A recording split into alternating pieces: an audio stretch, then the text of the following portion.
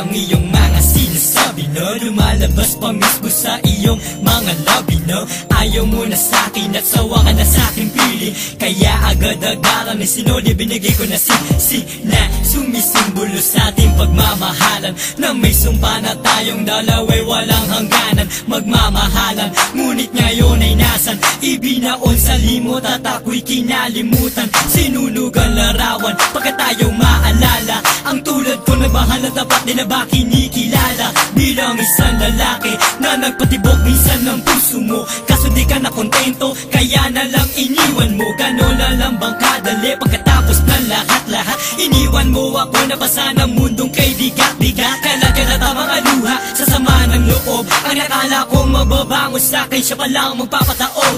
Mayroon palang hangganan ng pagmamahal mo sa akin, kaya ngayon di ko na magawa harakan at yakapin. Doon lang ba matatapos ang lahat? Wala na bang ibang paraan para ako'y balikan? Di mo na nga pagbibigyan ng halaga, kaya ngayon ako'y nag-iisa.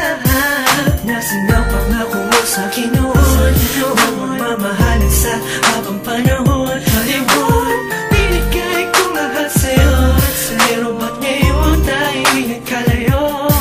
Isusuma mo akong hinahanap ka, ang matagpuan iiwan din pala. Ba't sinabi kong ika'y nag-iisa, bigla na lang binaliwala?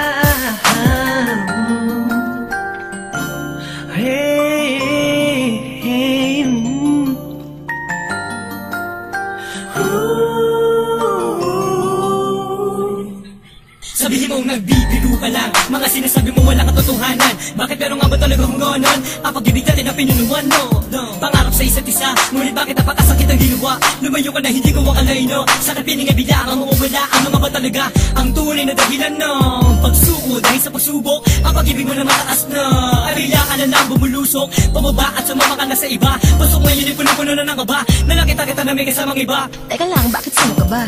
Tanong wala sa'yo, bakit nagkaganito?